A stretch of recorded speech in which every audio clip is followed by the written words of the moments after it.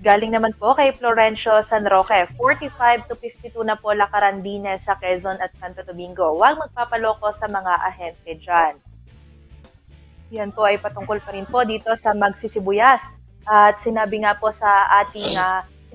nung magsasaka na ang bentahan po ng sibuyas sa Gimba ay nasa 35 to 40 pesos lamang po kada kilo. Hiling po niya na sana po ay nasa 60 pesos or kung hindi man ay hindi po sana bababa sa 50 pesos para po makabawi siya dahil nabanggit nga rin po niya na ang gastos po niya sa pagtatanim ay umaabot po sa halos 100,000 piso.